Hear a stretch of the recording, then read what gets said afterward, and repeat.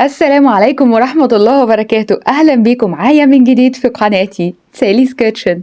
النهاردة بقى هنعمل الفستق الكداب بكل سهولة في البيت، وازاي بيعملوا الفستق ده في محلات الحلوانية وهو أصلا مش فستق.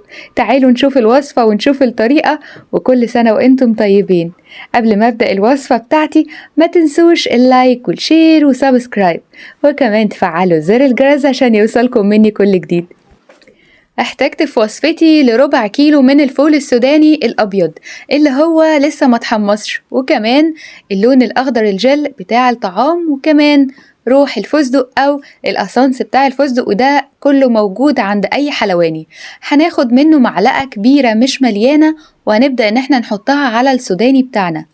وكمان هنبدأ إن احنا نحط معلقة صغيرة في الأول من اللون الأخضر، وهنقلب أول تقليبة وهنشوف اللون هيوصل للشكل اللي هو مطلوب أو لأ.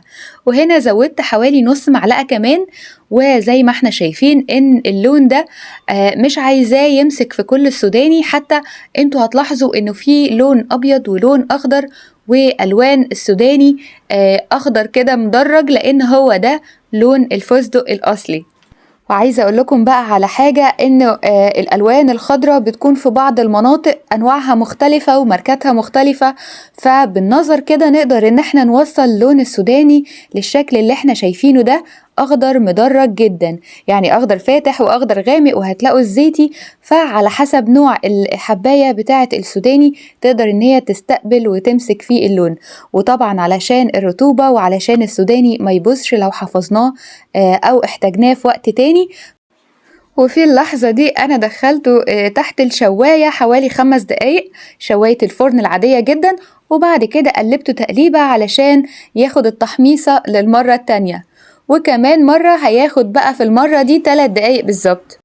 وبعد كده هيطلع من الفرن وهيكون ده شكله. انا استنيت عليه حوالي 5 دقايق ل10 دقايق، مفيش اي مشكلة، علشان يبدأ ان هو يبرد. وما حطيتوش في الكبة مرة واحدة، علشان لو حطيته في الكبة وهو سخن هيبدأ ان هو يفرز الزيوت بتاعته، وانا عايزاه يحتفظ بقوامه كويس جدا.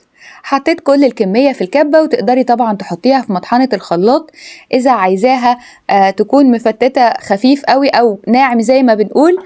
ولكن أنا هنا عايزة يكون المكسرات شوية باين لونها وباين التدرج في الألوان الهايل. بصوا في البداية ازاي لونها مدرج وفاتح شوية، وبعد كده هيكون في جوه الكبة شوية هيكون اللون الأخضر التقيل أو الزيتي التقيل. وهو ده بقى الفستق الكداب اللي عملناه في وصفتنا النهاردة، الفستق اللي بيتحط في كل الحشوات بتاعة الحلوانية، وكمان الفستق الحلبي.